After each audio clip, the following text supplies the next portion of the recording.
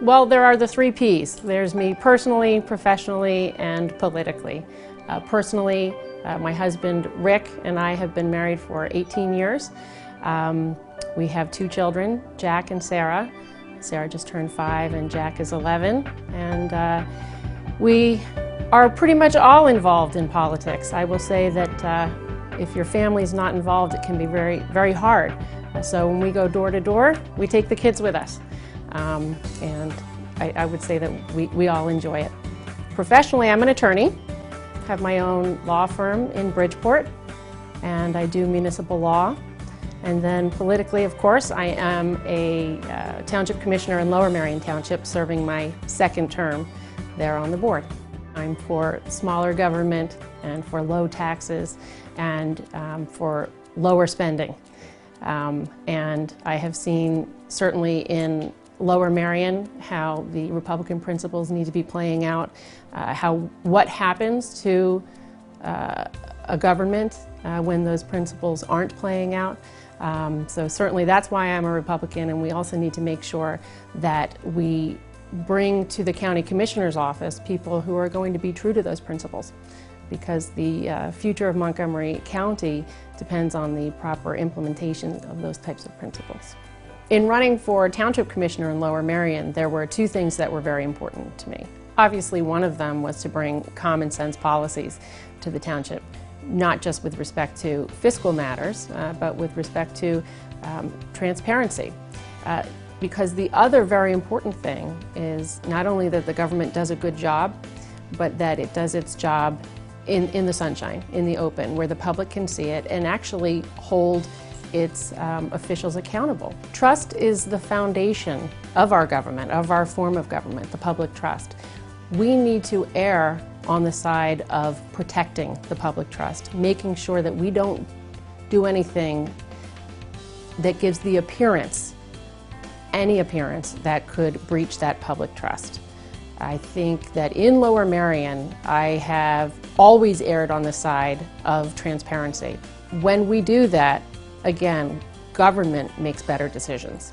It's a critical time for Montgomery County. The next 4 years in particular are going to require people in office who have ideas, who have experience with the types of financial challenges that we're going to be seeing, and people who have ideas for fiscal policies that should be implemented.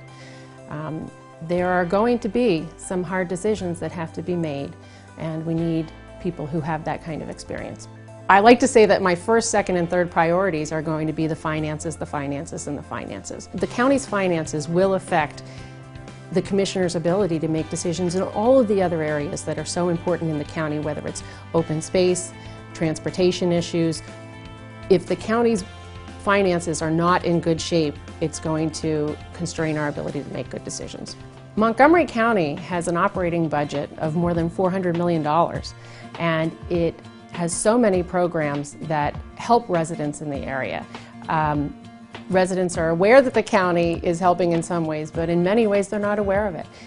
The county government is obviously equally as important as local government. I think what got me involved is what's getting a lot of people involved these days, which is seeing a government that is out of touch with the people it's supposed to be representing. That's what I saw in Lower Merion. That's why I wanted to get involved. What we had was really a change in direction in our township that began in 2002. We've seen debt doubled. We have seen spending that is just excessive now and increasing at excessive rates. And of course, we've seen taxes going up. I think that that would pretty much get any good Republican wanting to get involved. To make sure that the places where we have been blessed to be able to grow up, the opportunities that we have had will be the same for our children. I see that at the county level, again, we have those same issues, and we have an opportunity to form what the county is going to be and to maintain it a place where our children will be able to afford to live as well. We are really at the crossroads here, and we can either go in a direction which I don't agree with respect to spending and the excessive borrowing and the tax increases that would come along with that, or what we can do is make sure we implement the right fiscal policies to make sure that the right decisions will be made. I believe that I have the right combination of leadership and vision and experience that our county is going to need, and I will be honored to be the endorsed candidate. I also want to say that I have an immense respect for our committee, and in the event I am not chosen by the committee, I will respect the committee's decision, and I will work very, very hard for the team that the committee puts in place. We have more than 800 committee people in the county, and I certainly know from Lower Merion that our committee people are the vital link. It's really the initial link with their governing body, certainly with their elected officials. Many times issues are brought to us from the committee people.